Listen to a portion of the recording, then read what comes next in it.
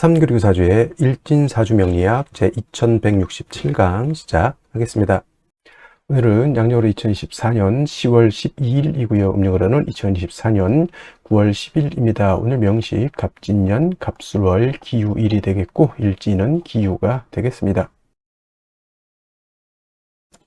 자, 사주팔자 또는 사주명식을 우리가 분석해서 사람의 길흉을 우리가 판단을 하고, 길한 것은 우리가 추구를 하고요. 그 다음에 흉한 것은 우리가 피해가기 위해서 사주명리학을 공부를 하게 됩니다. 근데 중요한 것은 그냥 무턱대고 하는 것보다는 핵심을 잡고 큰 줄기를 잡고 사주를 분석할 수 있는 어떤 안목과 우리가 스킬을 안다라고 하면 사주를 조금 더 보다 면밀하고 세심하게 보다 깊이 있게 분석할 수가 있겠죠. 그래서 가장 중요한 8글자 사주팔자 중에서 가장 중요한 것은 일간과 그 다음에 월령이다라고 하는 것, 월지라고 하는 것은 강조해도 이거는 지나치지 않다. 일간이라고 하는 것은 그 사주의 주인공과 같은 것이고요.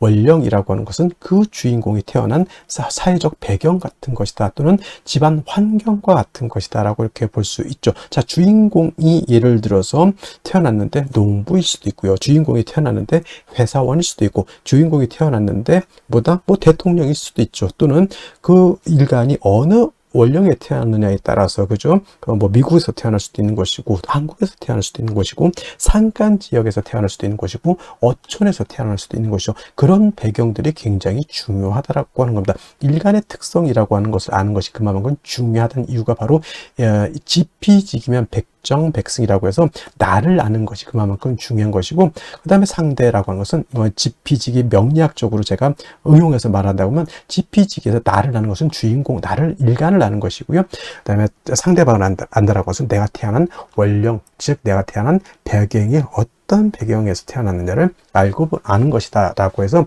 일간과 원령의 특징을 아는 것 매우 중요하다라는 말씀을 또 강조해 드리면서, 오늘 일간 기라고 하는 천간이 일간이 되겠습니다. 자, 기라고 하는 천간, 10개의 천간, 갑을, 병장, 무기, 경신, 임계라고 하는 10개의 천간 중에서 6번째 천간이 될 것이고요. 오행, 목화, 토, 금수라고 하는 오행으로 구분하게 되면 기라고 하는 것은 토가 됩니다. 어저께 토를 설명했었죠. 토라고 하는 것은 우리가 눈으로 보는 것은 흙이죠. 흙, 땅이라고도 하지만 또 흙이라고, 흙토자를 써서 흙이라고도 하고요. 그 다음에 목화 금수는, 목은 따뜻한 온기, 그 다음에 화는 뜨거운 열기, 그 다음에 수는 차가운 냉기, 금은 숙살지기라고 해서 서늘한 기운, 이렇게 말하는데, 토라고 하는 것은 어느 하나에 배속되지 않는다라고 말씀을 드렸죠. 그래서 토라고 하는 것은 중앙에 거하면서 사후에 기생한다, 이렇게 설명을 드렸습니다. 기생한다. 이런 것들은 뭐가 이렇게 중요해 이렇게 하실 수도 있겠지만, 이런 것들은 많이 들어놓으시. 이것 제가 거기 명리 고전에서 이제 원래는 다 한자로 되어 있는 것을 이렇게 좀 분석해서 써드리는 것이니까 이해해 주시고, 중앙에 거하는 토는 무토기토, 무기토를 말하는 것이고요. 사후에 기생하는 토는 진술, 충미토를 말한다, 이렇게 보시면 되겠습니다. 그러니까 토라고 하는 것은 봄, 여름, 가을, 겨울 어느 하나에 딱 박힌 것이 아니라, 진이라고 하는 것은 봄에 배속되어 있는 토, 술은 가을에 배속되어 있는 토, 축이라고 하는 것은 겨울에 배속되어 있는 토, 미라고 하는 것은 여름에 배속되어 있는 토이기 때문에, 토라고 하는 것은 어느 한 계절이 아니라 네 계절에 모두 관장한다라고 해서 사계월이라고도 하죠. 그래서 진월은 모춘이라고 하고요. 술월은 모추라고 하고, 그 다음에 축은 모동이라고 하고, 비는 어떻다? 모하라고도 하죠. 이 모자가 어떤 모자예요? 저물 모자, 저물자. 그 계절이 저물어 가는 거죠. 그러니까 늦자를 붙였죠. 늦자, 저물 모자인 것이고, 늦자를 붙여서 모춘 같은 경우는 늦 봄이 되는 것이고, 그 다음에 모추는 늦 가을이 되는 것이고, 그 다음에 모동은 늦 겨울이 되는 것이고, 그 다음에 봄, 여름, 모하 같은 경우는 늦 여름이 된다, 이렇게 되는 거예요. 모자를 붙일 수도 있고, 개자를 붙여서 개동, 개하 이렇게 또 하고요. 개춘이라고도 이렇게 표현하고, 개축이 아니라 개춘이 되겠죠. 개춘은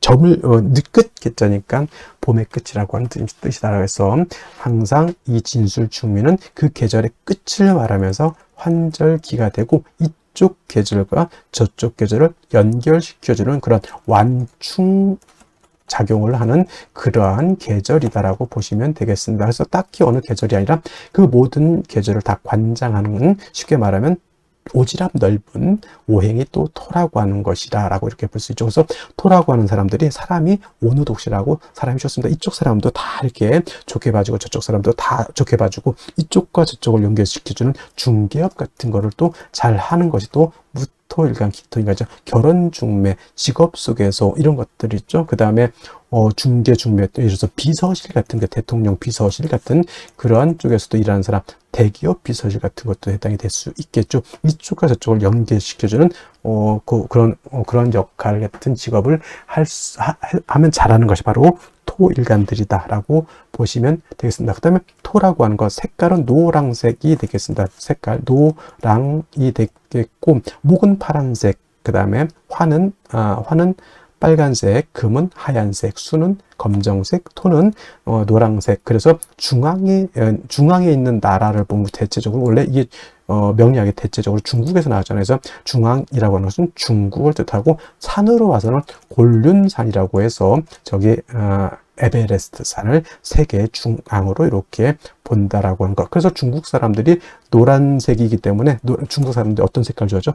빨간색을 좋아합니다. 왜냐하면 화생토하죠. 화라고 하는 것은 빨간색, 자기네들은 중앙토 노란색이기 때문에 빨강이 노랑을 도와준다, 이런 개념으로서 중국 사람들이 빨간색을 좋아한다. 물론 진짜 그런지는 모르겠지만 진짜 그 중국 사람들 빨간색 어마무시하게 좋아한다, 이렇게 얘기를 들었고요. 인의 예지신이라고, 오산 중에서는 토라고 하는 것은 믿음을 뜻한다. 이것도 어제가 설명드렸습니다. 왜 믿음이냐? 토라고 하는 것은 안정적이고 항상 그 자리에 버티고 있는 것이 토입니다. 싱크홀이 생겨가지고 땅이 꺼진다거나, 또는 없었던 땅이 생기거나, 없었던 땅이 생기면 좋겠지만은, 포락이라는 단어가 있어요. 포락. 예를 들면 바닷가라든가 강가 같은 데 땅이 있다가 어느 순간 그냥 물에 휩쓸려서 땅이 쑥 없어져 버리는 경우도 있단 말이죠. 그러면 포락지에다가 내가 이라든가 밭을 이렇게 있었는데 포락지에 땅이 쑥 꺼져 버려서 물 때문에, 그러면 뭐야, 내 논밭이 없어지는 거죠. 그 순간 또 물 때문에 또 땅이 생기는 곳도 없지 않아 있습니다만은, 그래서 토라고 하는 것은 생겼다 없어졌다 이렇게 되면 안 되는 것이고, 항상 그 자리에 늘 오래된 된장처럼 있는 것이 필요하다라고 해서 토라고 하는 것이 믿음을 뜻한다, 이렇게 볼 수가 있겠습니다. 자, 토라고 하는 것 다시 음과 양으로 구분해 볼 수가 있죠. 어저께 무토라고 하는 것을 우리가 공부를 했었습니다. 무토라고 하는 것은 같은 토이지만 무토는 양토가 되는 것이고, 오늘 공부하게 되는 기토라고 하는 것은 음에 해당되는 음토가 됩니다. 그래서 같은 오행인 토라 하더라도 음양의 차이가 있다. 음양이라고 하는 것은 남녀 같은 개념이기 때문에 양은 좀 크고 넓고 좀 방대하고 좀 그러한 좀 동적이고 움직임 크다라고 봤을 때, 음은 좀 정적이면서 작고 아담한 그런 개념으로 보죠. 그래서 무토라고 하는 양토는 어저께 고항토라고 설명을 했습니다. 큰 산맥 같은 거, 산과 산맥은 다르죠. 큰 구름 같은 것, 또는 평야라든가 평야보다 더 멋진 개념이죠. 광야에서라고 하는 노래도 있습니다. 광야. 그래서 이러한 개념으로서 아주 무토는 크고 넓고 높은 개념의 토라고 해서 고항토라고 이렇게 표현하는데, 음토인 기토라고 하는 것은 작은 개념이죠. 전원토라고 합니다. 전원토라고도 하고요. 담장 안에 있는 작은 텃밭과 같다라고 해서 담장토라고 하고, 분토라고도 하죠. 분토라고 하는 것은 작은 화분 속에 담겨져 있는 토. 화분 속에 흙을 담으면 얼마를 담겠습니까? 그죠? 작은 화분 속에 담겨져 있는 토라고 이렇게 보는데, 어저께 공부했던 무토라고 하는 것은 건토, 어저께부터 제가 설명 안 드렸던 것 같은데, 무토는 건토라고 이렇게 보고요. 그 다음에 기토라고 하는 것은, 건토는 어떤 토예요? 마른 땅이죠. 말을 조자로 써 조토라고도 이렇게 표현합니다. 반대로 기토라고 하는 것은 물기를 가지고 있는 토가 됩니다. 습토라고 하죠. 그래서 무토인 기토는 습니라고도 하고요. 니사라고도 이렇게 표현합니다. 습니사라고 하는 것은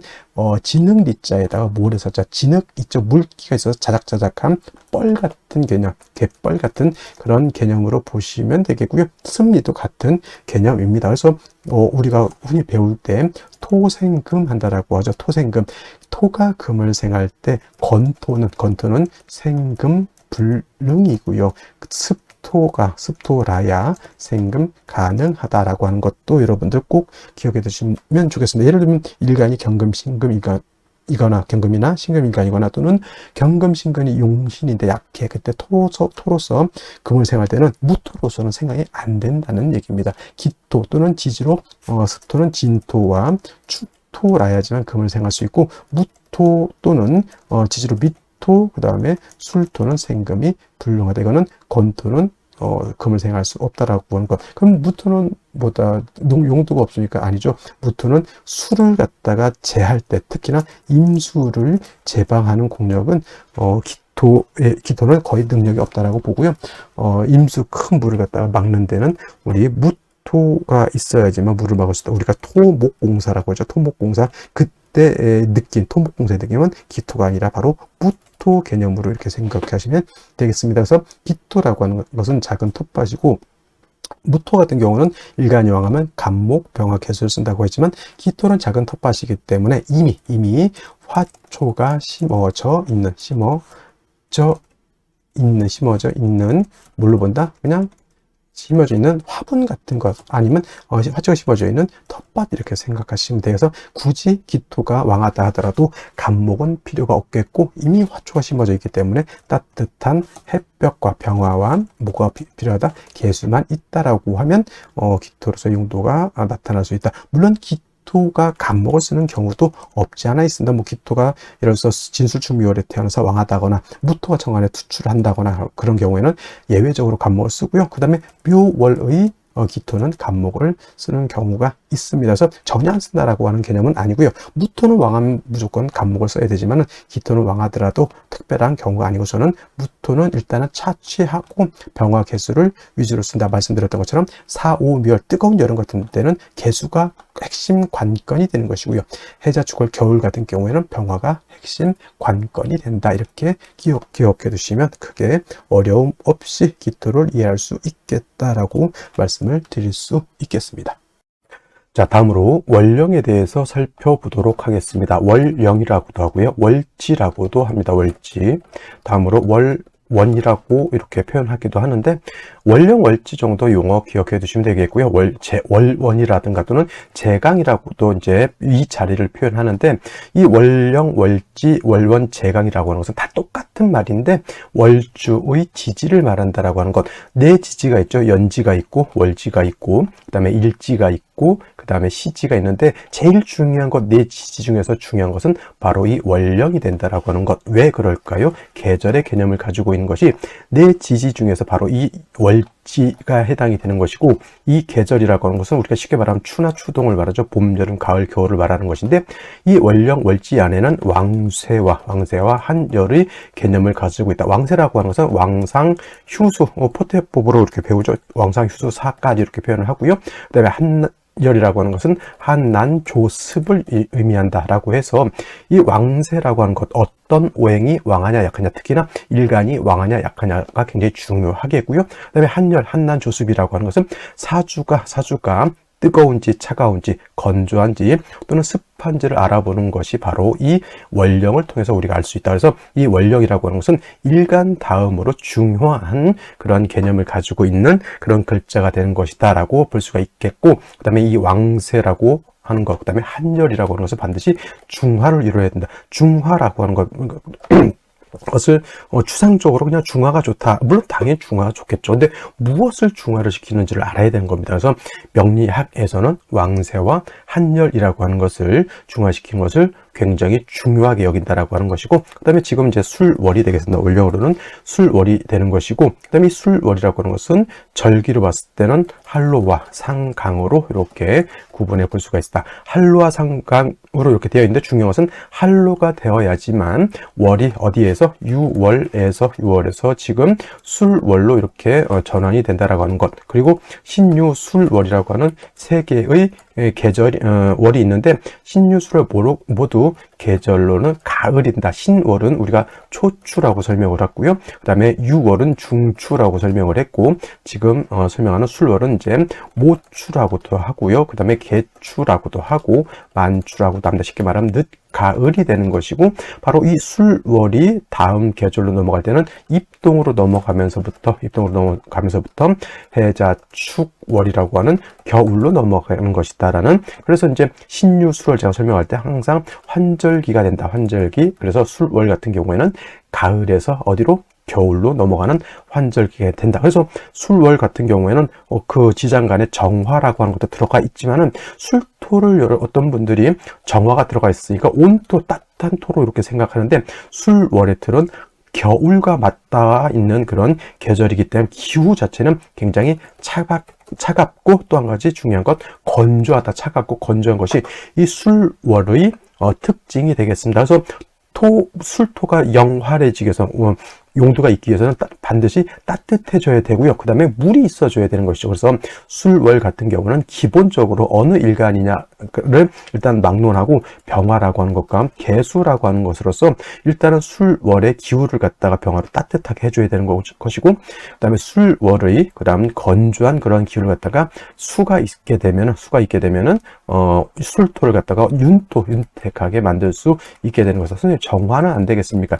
정화도 공력이 없지 않아 있지만은 기후를 조후하는 데 있어서는 병화가 월등한 그런 공력을 갖게 되는 것이고, 그 다음에 수 중에서도 임수도 있습니다만은 토를 윤택하게 하고 하는 것에는 개수보다는 임수가 상당한 공력을 가지고 있다, 이렇게 보시면 되겠습니다.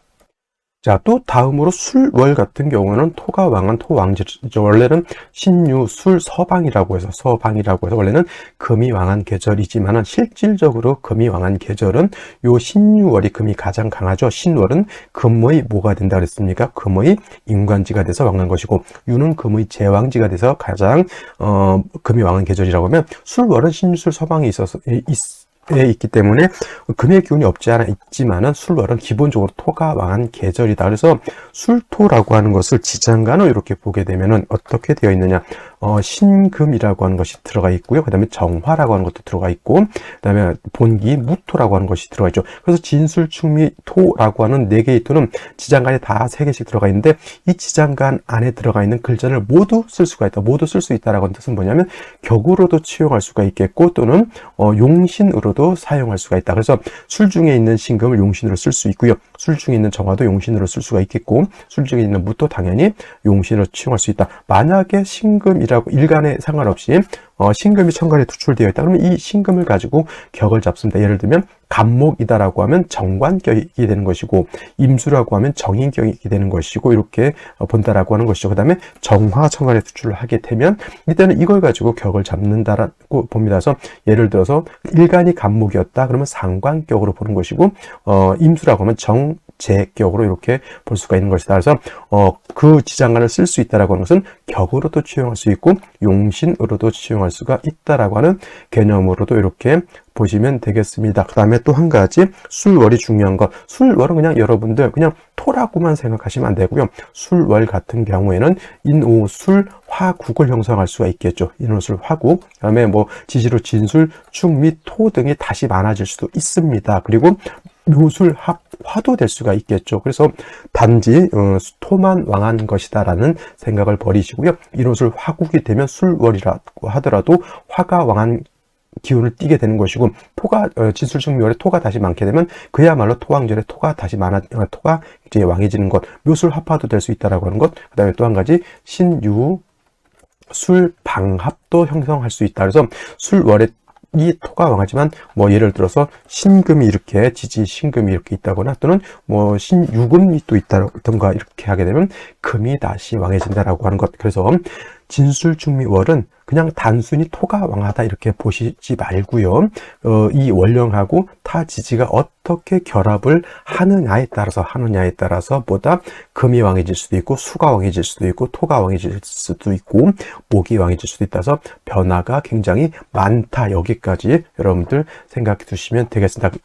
자, 이러한 수월의 일간기토가 태어나게 되면 사주를 어떻게 배합하는 것인가? 자, 일간기토라고 하는 것은 토죠. 무토와 마찬가지로 토이긴 하지만 무토는 고황토라고 해서 큰 산 또는 드넓은 광야 같다라고 하면 기토라고 하는 것은 음토로서 텃밭과 같다 그러죠. 작은 밭. 그래서 뭐 무토가 좋고 기토가 나쁘다 이렇게 보시는 분들도 있지만 그렇지 않고요. 기토도 기토 나름대로의 용도 쓰임이 있으면 기토로서도 엄청난 부귀를 얻을 수 있다라고 하는 것. 텃밭으로도 보고요. 문전 옥답으로도 본다라고 했습니다. 토가 원활해지기 위해서는 반드시 동토가 돼서도 안 되고 너무 열토가 돼서도 안 된다. 그래서 수와 기재가 이루어지는 것을 필요로 한다라고 말씀을 드렸는데, 자, 이러한 기토가 술월이 태어나게 되면 일단은 월령을 얻었습니다. 술월은 어떤 계절? 토가 왕한 계절, 득령했기 때문에 기토가 술월이 태어나면 득령이기 때문에 신왕합니다. 무토 같으면 반드시 간목을 치면서 소토소벽한다라고 했지만 기토는 텃밭 과 같고 작은 토이기 때문에 굳이 간목으로서 소토소벽할 필요는 없겠다. 단 술월의 기토가 간목을 써야 되는 경우에는 무토가 천간에 이렇게 투출하게 되면 이때는 간목을 쓸 수밖에 없겠죠. 이때는 뭐다 간목을 써 기토를 소토한다라기 보다는 간목으로서 겁재인 무토를 갖다가 제하는 용도로서 간목을 쓸 때 무토가 천간에 투출되지 않았다라고 하면 굳이 간목도 용도가 없겠다. 뭐 지지로 토국을 형성한다 하더라도 하는 경우에도 간목을 쓸 수는 있겠지만 일단 술월에 기토만 놓고 봤을 때는 간목은 뭐 나중에 취용할 것이 될 것이고, 일간이 왕한 경우에 기토가 왕에서 간목을 쓰지 않는다라고 하면 뭘 쓸까요? 개수를 일단 물을 얻어야지만 술월도 마찬가지로 건토가 되는 것이고, 건토에 뿌리던 기토가 자칫 잘못하면 말라버리면 여러분 텃밭 물을 안 줘서 마르게 되면 그 안에 심어져 있는 작물, 화초 다 말라주게 되죠. 그래서 술월의 기토는 개수를 반드시 얻어서 토를 갖다가 윤택하게 해주는 것이 급선무라고 볼습니다. 용신을 초용할 때 먼저를 뭘 쓴다라고 하는 뜻은 뭐냐면 그것이 가장 시급하기 때문에 그걸 먼저 쓴다 이렇게 생각하시면 돼요. 그래서 뭐 기토가 수월에 개수도 쓰지만 또 다른 것도 쓸 수가 있겠지만 가장 먼저 필요한 것은 보다 땅이 마르면 기토로서의 용도가 없기 때문에 물을 먼저 끌어당겨 가지고 땅을 윤택하게 해주는 것이다. 단 중요한 것, 술월에 토는 월령을 얻어서 굉장히 왕하지만 개수라고 하는 것은 토가 왕한 계절에는 토라고 하는 것은 수를 극해버리기 때문에 개수는 굉장히 약하죠. 그래서 이러한 경우에는 금으로서 개수를 생할 필요가 있는데, 이때 개수를 생하는 것은 경금도 개수를 생할 수 있지만 신금이라고 하는 것으로서 개수를 생하는 것이 원활하게 개수를 생할 수 있다. 경금으로 생하게 되면은 반대로 개수를 생하는 것이 아니라 금다수탁이 돼서 수를 생하는 것이 오히려 좋지 않게 될 수도 있습니다. 그래서 술월의 기토라고 하는 것은 먼저 개수를 써서 토를 갖다 윤택하게 해줘야 되는데 개수 자체가 너무 약하니까 신금으로서 개수를 생주해줘야 된다. 다음으로 우리가 볼 수 있는 것은 보다 병화를 얻어서 토를 갖다가 따뜻하게 온토해 준다라고 하면 사주가 완벽하게 술월의 기토가 중화를 이룰 수 있겠다. 그래서 순서를 보게 되면 먼저 개수를 생할 수 있는 신금, 그 연후에 따뜻한 온기가 되느냐, 온기가 있느냐 없느냐를 보는 것이다라고 볼 수 있죠. 그러니까 여러분들 쉽게 말하면 땅이 있는데 거기다 농사를 지으려고 하면 먼저 뭘 봐야 돼요? 물을 내가 댈 수 있느냐, 댈 수 없느냐, 이걸 먼저 살펴야 된다라고 하는 것이 바로 술월의 기토의 핵심이다라고 해서 개수가 그만큼 중요한 역할 포인트를 가지고 있다 이렇게 보시면 되겠습니다. 자, 다시 오늘의 명식을 살펴보도록 하겠습니다. 자, 일간은 기토일간이 되겠고요. 기토일간이 태어난 월령 술월이 되겠습니다. 사주 볼 때 제일 중요한 것 일간과 월령이다라고 말씀을 드렸고, 세 번째로 격국과 용신이라고 하는 것도 살펴볼 필요가 있겠습니다. 격국이라고 하는 것은 뭐냐면 사주의 틀을 보는 것을 말합니다. 사주의 틀. 그리고 용신이라고 하는 개념은 사주를 중화시킬 수 있는 핵심적인 요소를 용신이라고 하는 것이죠. 그래서 격국과 용신을 본다라고 하는 것은 사주의 틀을 보고 그 사주 틀 속에서 가장 사주를 중화시킬 수 있는 핵심적인 요소를 찾아서 대운과 같은 행운의 비교를 해서 용신 운으로 가게 되면 대체적으로 이제 발전 발복을 하게 되고, 또는 이제 용신을 극하거나 용신을 합거하거나 용신을 충하는 운은 그다지 좋은 삶이 되지 않는다, 이렇게 비교 분석할 수 있는 것이고, 역시나 격국 용신이라고 하는 것도 일간과 원령이라고 하는 도대 위에서 살펴볼 수가 있겠습니다. 자, 일간 기토라고 하는 것은 음토가 되겠고, 월지에 있는 술토는 양토가 됩니다. 양토, 음대 양의 관계가 성립이 되죠. 토가 토를 받기 때문에 음대양 겁재라고 볼 수 있는데, 자, 겁재라고 하는 것이 있기 때문에 대운 격국이 겁재격이냐, 이건 아니고요. 어저께 무토와도 마찬가지로 기토 또한 기토가 진술충미월에 태어나게 되면 겁재 월에 이렇게 겁재나 이제 비견월에 이렇게 태어나게 되는데, 겁재격 비견격은 없고 일간이 원령을 득해서 왕하기 때문에 걸록격에 준해서 본다. 이거는 이제 저만 이렇게 봅니다. 걸록격으로 보아서 일간이 신왕사주로 본다, 이렇게 보는 것이 맞겠고요. 어저께 무토 같은 경우 무토가 술월에 태어나게 되면 일간이 신왕하기 때문에 간목으로서 소토하고 개수로서 간목을 도와줘야 된다, 이렇게 말씀을 드렸는데, 같은 토라 하더라도 양토인 무토하고 음토인 기토는 차이가 있습니다. 음토인 기토는 왕토가 아니기 때문에 왕하더라도 울체되거나 막힐 염려는 없다. 그래서 특별한 경우가 아니고서는 기토는 간목을 지용하지 않고 오히려 수라든가 화를 얻어서 기토가 마르지 않도록 하고 따뜻하게 조후만 할 수 있다라고 하면 기토는 문제가 되지 않겠다. 그래서 술월 같은 경우에는 일간은 왕한데 기후 자체가 하강되어 있고 건조하죠. 개수가 먼저 필요할 거야, 아니면 병화가 먼저 필요할 거야. 이제 술월 같은 경우에는 기후가 이제 하강되어 있다, 이제 이걸 먼저 보고 그 다음에 병화를 먼저 이렇게 치용하죠. 그러면 이제 병화를 얻게 되면은 건조한데 기온은 올라가는데 수가 없으면 땅이 말라버리게 된다. 그래서 병화를 치용한 연후에 개수를 이렇게 치용해서 토가 마르지 않도록, 그러면 기후는 올라가고 기토는 윤택하게 되는 것이니 기토로서의 용도 쓰임이 생긴다. 근데 이제 술월의 개수가 약하기 때문에 식상인 금이 있어서 술을 생해주는 것도 필요하다라고 볼 수가 있겠습니다. 근데 만약에 이렇게 술월인데 무토가 천간에 투출하거나 무토가 이렇게 천간에 투출하거나 지지로 사고를 갖다 진술, 축, 미, 토 등이 있어서 다 있다고 하는 건 아니고 하나가 더 있다거나 두 개가 더 있다거나 그 정도 되면 이제 이때는 기토라 하더라도 토가 너무 왕하기 때문에 이런 경우에는 별도로 간목으로서 저 토를 갖다가 제해 줄 필요가 있겠다. 이거는 이제 약간 특수한 경우다. 원래 기토라고 하는 것은 병화 개수를 위주로 이렇게 용신을 수용하는데, 천간에 화토가 왕한 계절에 무토 투출하거나 토가 다시 많아지는 경우에는 기토를 제하는 것이 아니라 여타의 다른 토르들을 이렇게 목곡돼서 제해 주어야지만 기토로서의 쓰임새가 나타날 수 있다, 이렇게 보기 때문에 이때는 간목, 개수, 병화를 아울러서 치용할 수 있게 되는 것이다, 이렇게 정리를 해 두시면 되겠습니다. 자, 연지 진토를 또 봤습니다.